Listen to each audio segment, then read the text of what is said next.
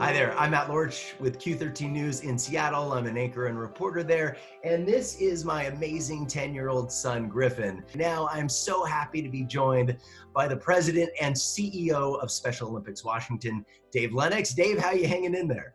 I'm doing great, Matt. How about you? I'm glad to see Griffin there. If nothing else, this is all reminding us how wonderful home can be. And it really can be in so many ways. You know, the first question I have for you, Dave, is right now, because of the stay-home order, we're spending a lot of time at home, and many of us are feeling this social isolation. And it's really something that our athletes feel all the time. What does Special Olympics Right. Washington do every day to pull our athletes out of that isolation? Well, it's funny. Special Olympics, we always say, it's like a big family. It is our extended family, and that's what you see happening right now. So it's not just a thing; it's a bunch of things. So coaches instinctively reaching out to their athletes, even if they can't get out to practice. Coaches are calling all the athletes, saying, "Hey, what are you doing? Where are you? What can we do to be helpful?" Families are reaching out. The athlete input councils are still meeting. And so they came up with the idea that they wanted to do a letter writing campaign. And they very quickly pointed out that what they see is if you're in social media, you're pretty connected. But they brought up to us, they said, we worry about our friends who are not connected to social media, and we worry that they're alone. So they're writing out and they're doing the old-fashioned handwritten letters to their teammates, calling them when they can. But it's really just a conglomeration of coaches doing some stuff, families doing some stuff, athletes themselves taking the lead and saying, we know what it is to be isolated.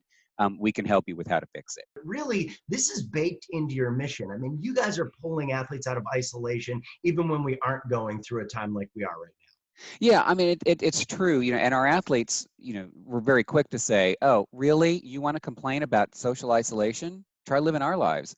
And it's interesting that as we've listened to our athletes over the years, we've learned the importance, obviously, that physical fitness has, and being ready to just get out and move, and how important that can be, but also the mental health component, how to stay mentally, up.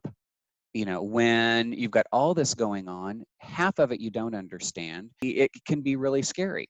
But just watching them help us do that helped us over time develop both our Healthy Athletes program and our Healthy Communities program. And those kicking in, the Healthy Communities program is what's kicking in right now.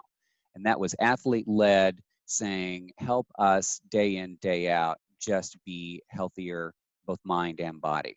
Right? Your message is also to families that if the athlete has the capacity to kind of understand their own medical situation, please engage them in that conversation. Yeah, make them partners. They can tell you if they know, one of the big things with the dental stuff is that our athletes a lot of times don't report untreated tooth decay and pain in their mouth because they don't know that their mouth isn't supposed to feel that way. They don't know that it's not supposed to hurt when you chew. But they will if you talk. It's so important. And people, Dave, may not know, you guys also screen your athletes at many of your competitions. And that's where some of those underlying health conditions are brought to the surface. And then we can support those athletes and get them the medical treatment they may need. Yeah, one of the things that has, of course, grown over time is the sense of community partners and how we do all that. And it was really touching for us when our friends at Kaiser Permanente called us up in the middle of all this. Here they're dealing with all this stuff, and they said, we're worried about the athletes. What can we do to get information to the athletes and the athletes' response was, we're good. We'll wash our hands. What can we do to help you? You're on the front line. So we have a lot of athletes who are wanting to send support messages and things. And that's part of the mental health piece. It makes them feel good. It makes them feel like they're part of the community and they're contributing too. It's about creating touch points and ways to engage. It's all about community. So we keep the community going and find different ways to celebrate it and be a part of it. And we see different people stepping up in different ways that we hadn't seen before. So that part's kind of exciting. It's a really good place to be in. Just by being a part of this conversation, you are making our community, our workplaces, our healthcare system more inclusive for all. By the way, if you would like to support us, just click on the link provided or go to breakfastwithchampions.org. Thank you for being a part of the solution.